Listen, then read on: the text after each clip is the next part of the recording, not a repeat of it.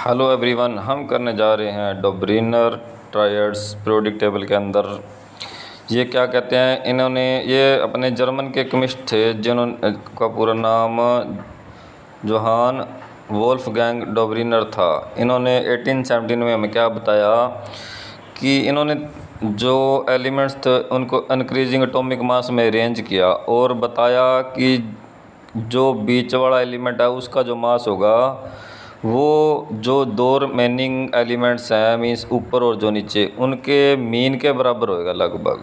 तो लेकिन ये क्या थी, सिर्फ तीन ही ट्रायड्स, इनको जो तीन तीन एलिमेंट्स के इन्होंने ग्रुप दिए थे इनको ट्रायड्स कहा जाता था। लेकिन ये हमें सिर्फ तीन ही ट्रायड्स बता पाए थे, बाकी के जो एलिमेंट्स थे वो प्रॉपरली अरेंज नहीं कर पाए थे, जैसे आपके सामने एग्जांपल दिखाई दे रही है। अब हम इसमें बात करते हैं। तो जैसे ये लिथियम सोडियम पोटासियम है, लिथियम का जो एटॉमिक नंबर मास कितना था 6.9, लगभग 6 ले लो या 7 ले लो। दूसरा कौन सा था, सोडियम, उसका 23 था। और जो लास्ट वाला पोटासियम इसका 39 था। तो जब इनको ऐड करोगे तो लगभग ये बन गया 45.9, मतलब मीन्स 46 के करीब है। इसका आधा करोगे मतलब एवरेज जो निकालोगे 23 बनेगा, तो इसके बराबर है।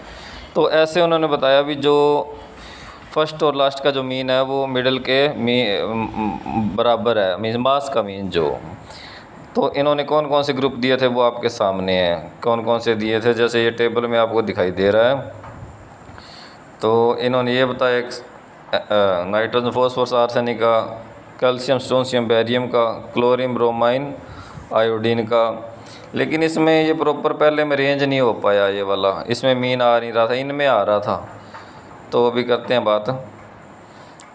तो जैसे आप देखोगे इनका जो मीन नहीं आ रहा बराबर, क्योंकि 74 और 88, लेकिन उसका हाफ करो 44 बनेगा, लेकिन बीच में तो 31 ही आ रहा है सिर्फ।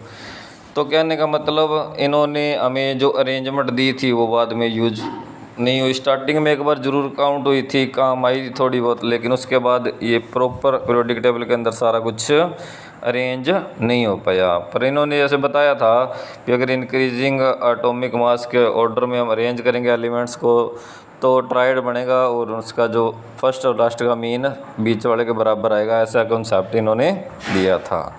तो ये काफ़ी इंपॉर्टेंट है 10th क्लास के लिए और कॉम्पिटिटिव में भी आ जाता है कई बार। तो ये NCERT का एक इम्पॉर्टेंट टॉपिक है 10th क्लास का, डोब्रिनियर क्लासिफिकेशन या डोब्रिनियर ट्रायड्स, जिनमें तीन तीन एलिमेंट्स के ग्रुप उन्होंने बताए थे। धन्यवाद।